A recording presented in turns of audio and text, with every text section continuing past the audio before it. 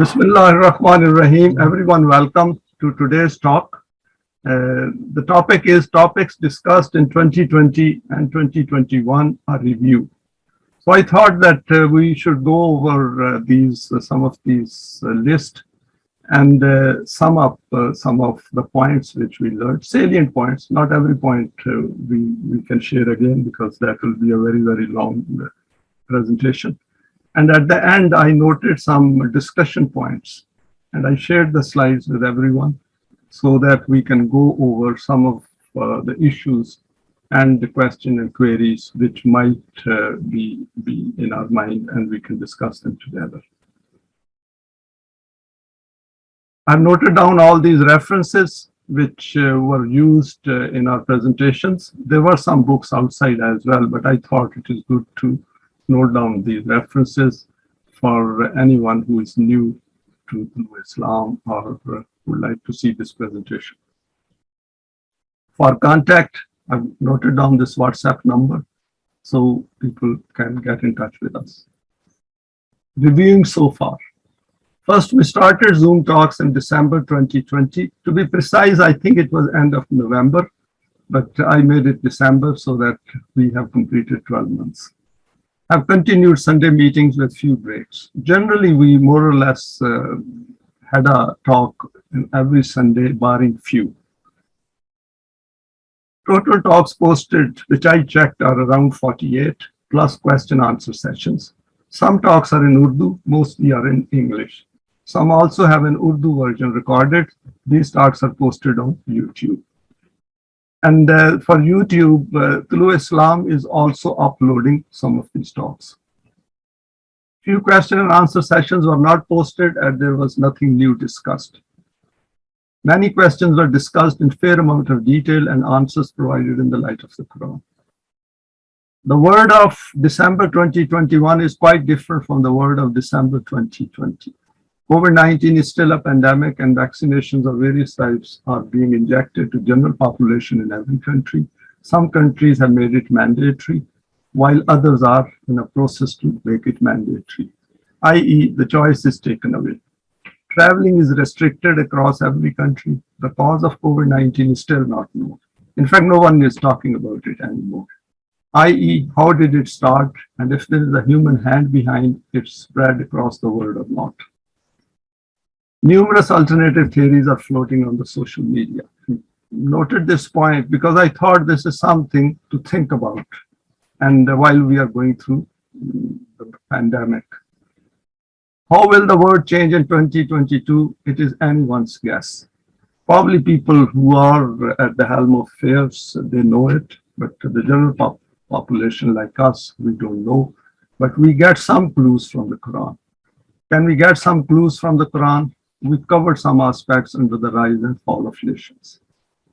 Now, over here, I'll just go over the topics which we covered.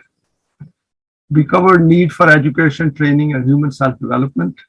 How solar system is defined, that was under the science. Universe at service to mankind, again under science. Human equality, critical thinking, core critical skills. Surah Ikhlas, chapter 112, application to the human self. This was covered in fair amount of detail. Human self are nafs, malaika, the universal forces and their role in human life. Deen as a system, myth or reality. COVID-19 and the law of requital. Human self and critical thinking. Critical thinking 3, acquiring essential intellectual traits. Critical thinking 4, and we concluded this series. Out of the box thinking. Sirat-e-Mustaqim, the straight path. 6 stages of the creation of the universe. Education and training and outline. Parenting 2, scope of self-development. Women as equal partners of men. The human creation, its purpose. The purpose of human creation, part 2. Science and the end of times, Qiyamah. The concept of 7 heavens. Parenting 3, fine aspects from the Quran. Why Muhammad Sallallahu Alaihi Wasallam, the only model forever for mankind. permanent values and outline, permanent values 1 and introduction, permanent values 2 the human self, permanent values 3 the law of requital, rise and fall of nations, sexual energy and human self, death and life in the hereafter, the Quranic concept of Eimaan and its impact on human psyche, marriage, the Quranic perspective,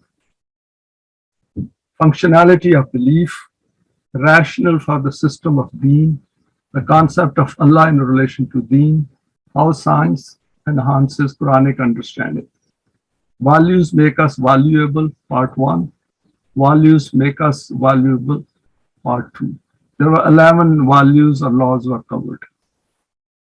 Concept of Shaitan and Iblis, creation, that is khalqiyat, a divine attribute, importance of life and death, razaqiyat, sustenance, a divine attribute, rahmat, a divine attribute, nema, a divine attribute, psychology of idol worshipping, and finally fadl, a divine attribute. Now, outlook for 2022, I've just suggested some points here. We can always discuss it and add more or take out any if we like. First is divine attributes required to be discussed. Manifestation aspects need to be highlighted. We have discussed some divine attributes and there are many more, so we need to discuss them as well. Some permanent values need to be shared with their application at individual and collective level. Formation of bylaws, which permanent values need bylaws? I thought put it down as a point because this is a big subject in its own right and we might like to get some experience of it.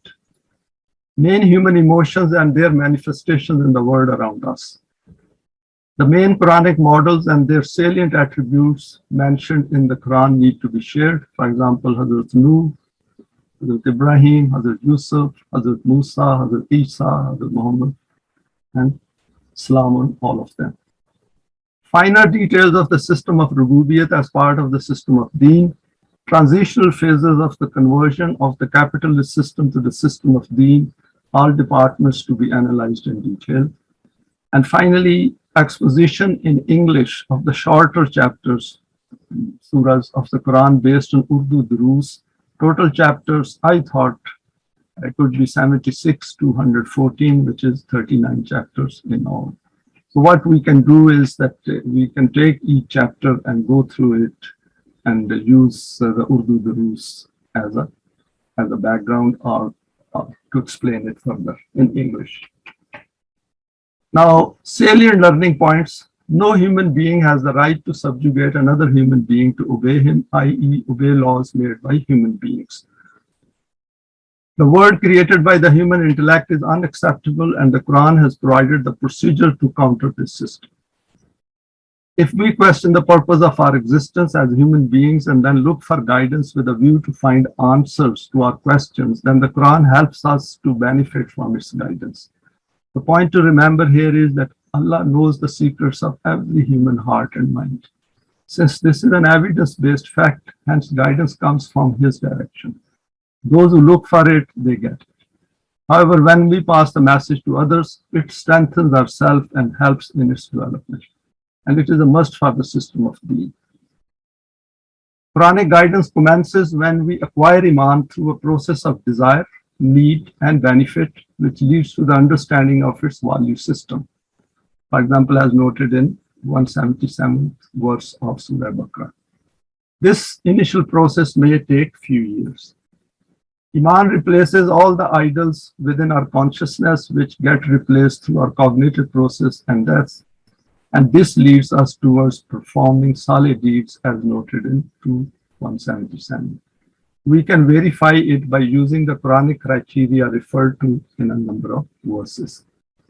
The Quran emphasizes Eimaan and Saleh deeds repeatedly. This is the complete recipe for living this worldly life successfully, and this must lead to uniting with those who are already on this path. If there is no such group, then we need to create one ourselves. The self develops when it makes efforts in this direction. This point has been emphasized again and again throughout our 12 months, those presentations. So this will again come up in our future talks as well. Saleh deeds done together with those who are on this path have a far higher scale than doing those done at an individual level. Recognizing our inner dissonance using the Quranic value system is part of this process of self's development. The increase in our understanding helps to understand the need for the system of being. The conviction that mankind can never have a life free from fear and huzn without the Quran is part of the evidence that we have acquired the Eimaan of the Quran. Next is, from our talks, we have firmly established that in the human world, all the duties and responsibilities which Allah has noted in the Quran, all these are accomplished through human hands. If there are problems, as highlighted in the Quran in the world, faced by the majority of mankind, then this means that no Jamaat-e-Momineen exists. Due to their absence, these problems are meant to exist. So over here point, we emphasized as well that there is no point in complaining about it. If we know factually, no Jamaat-e-Momineen, there will be more problems in the world. If we desire a problem-free world in which there exists no fear and huzn, then we need to use our choice in the direction of the Quran. If we do not do this, then humanity will continue to suffer at the hands of the system created by the human intellect out with the wahi of Allah. It is that simple. We need to make this choice after getting guidance from the Quran. All those verses in which the Quran has addressed Mu'mineen are to be viewed within the limits defined by it, and those commands which follow these verses are for the system of Deen. However, we need to understand these first at an individual level and then revisit these collectively. These verses form the fundamentals of the Quranic system of Deen. While the Quran has declared it to be easy to understand, treading on its path through our actions is stated to be an uphill task, as it goes against the default inclinations of our desires, i.e. to settle for quick immediate benefits. Human beings want quick benefits, and Quran's path does not give us quick benefits. It is a long haul, and our path extends beyond our physical life. This is the reason that the Quran has repeatedly drawn our attention to the issues of yatim, miskin, injustice, slavery, concentration of wealth in few hands, diseases, wars, conflicts, chaos, tyranny let loose by pharaohs of the world who are supported by Haman and Qarun. And the list is very long. If we cannot witness it and still read the Quran, then our self will never ever develop, as it simply cannot acquire Eimaan in the first place. Our attention is drawn to this fact that our stay in this life is finite, which terminates with our physical death. By virtue of possessing a self, which is a function of divine energy, our life at consciousness level does not end with our physical death, though it appears to be so as our brain dies. The assurance of the hereafter can only be achieved through the recipe of Eimaan and Amal Saleh, that is to become Muttaqi. This is because it is at the self's level we desire for the life of the hereafter. Hence, it needs to be within the domain of the self. All this is explained in detail in the Quran. Working together for the system of Deen in itself takes us a step higher in this direction, where we become free from this fear. The Quran has linked the fear of death to our deeds. I quoted some verses here. Marriage, education of children, husband-wife relationship, and family life are of fundamental importance, and the Quran has provided guidance in this direction. This should be viewed seriously and to be followed concertedly. What we sow, so shall we reap should be kept in mind. Equality as human beings at a fundamental level is absolute. This needs repeated efforts, and the Quran will not make itself revealed on us as a system of Deen if we do not resolve this dissonance within us. Equality should be viewed at the level of the human self. We all possess the same self, i.e., the same I. The Quran has made it clear by stating emphatically, no change in the outer world occurs unless there is a change within the inner human psyche. A great deal was discussed in this regard in the talks given by Dr. Hamid Mia, and these need to be revisited. The Quran should be earnestly studied to acquire a very high level of understanding about the state of the human world and the state of human cognitive potentials. Questions like, have I got the best from my latent potentials, or there is more to it, should be in our mind all the time. What more is there waiting for me to understand, and which can elevate my eminence even ever higher? And finally, these are some of the salient points noted here as a reminder. Many more aspects have been covered in our talks. We need to draw the attention of our new members to these talks for their education, training, and self-development. The links to these talks will be provided in the notes to this video clip on YouTube. So what I will do is I will include the links to all these talks, the main talks, not to question answer session, in the notes section. Now, I've quoted here 3 verses which sum up some aspects of what we discussed. Innamal mu'minuna allazina idza zukira Allahu wajilat qulubuhum wa idza tuliyat alayhim ayatuhu zadatuhum imanan wa ala rabbihim yatawakkalun. Verily, mu'mineen are those who, when Allah is mentioned, feel a tremor in their hearts, and when they hear His signs, find their iman strengthened and put their trust in their Rabb.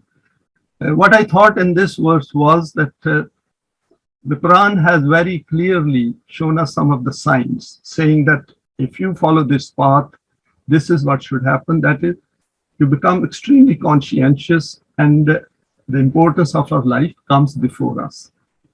Second verse, the next one, Allazina yuqimuna as-salata wa mimma razaqnahum yunfiqun.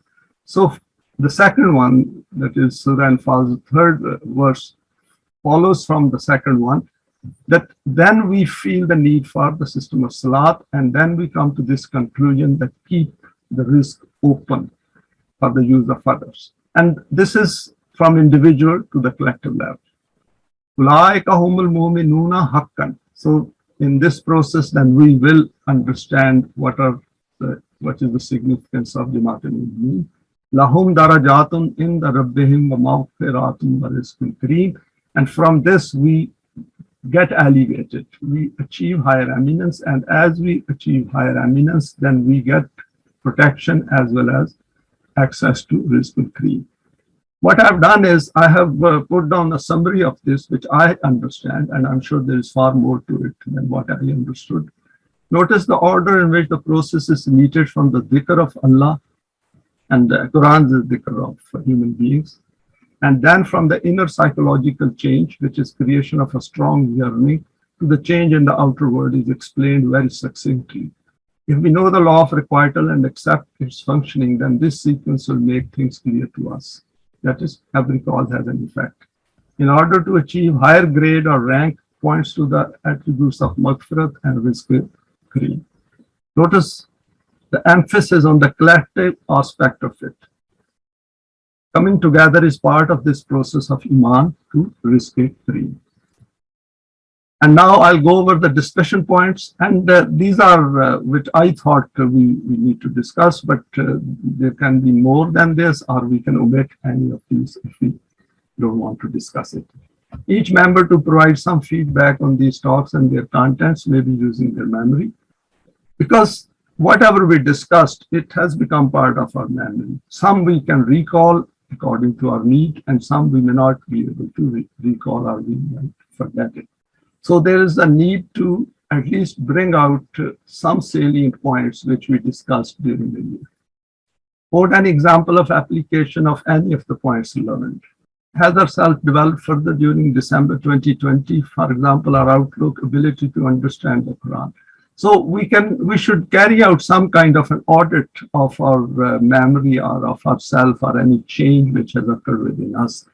That in December 2020, this was the level of our understanding, and now this is the level we have.